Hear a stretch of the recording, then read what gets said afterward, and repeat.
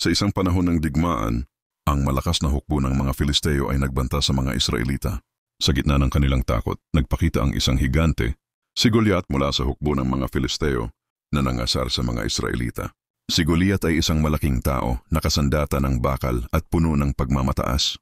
Araw-araw, nagtatawag siya ng isang mandirigma mula sa hukbo ng Israel para makipaglaban sa kanya, ngunit walang sino man ang nangahas na harapin ang kanyang kapangyarihan.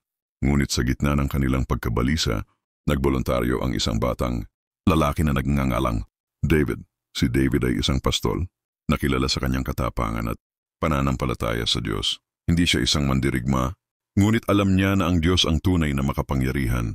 Sinabi ni Haring Saul kay David, "Ikaw ay bata pa, at ang lalaking ito ay isang mandirigma mula noong kanyang kabataan. Huwag kang matakot, kundi ikaw ay lalaban sa kanya, dahil ang Panginoon ay nasa iyo." Nilagyan ng armas ni Haring Saul si David, ngunit hindi niya nagustuhan ang mga ito.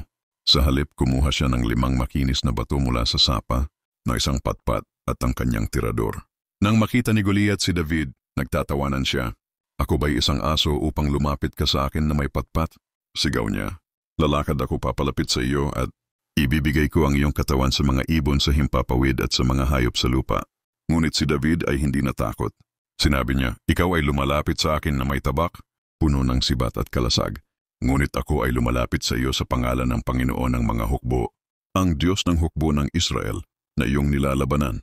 Pagkatapos, hinagis ni David ang bato gamit ang kanyang tirador at tumama ito sa noo ni Goliat. Nahulog si Goliat at namatay. Nagtagumpay ang mga Israelita sa digmaan at pinuri nila si David sa kanyang katapangan. Itinuturo ng kwento ni David at Goliat na hindi tayo dapat matakot sa ating mga kaaway dahil ang Diyos ay nasa ating panig at hindi mahalaga kung gaano tayo kaliit o walang kapangyarihan kung tayo ay may pananampalataya sa Diyos. Kaya nating malabanan ang anumang kahirapan.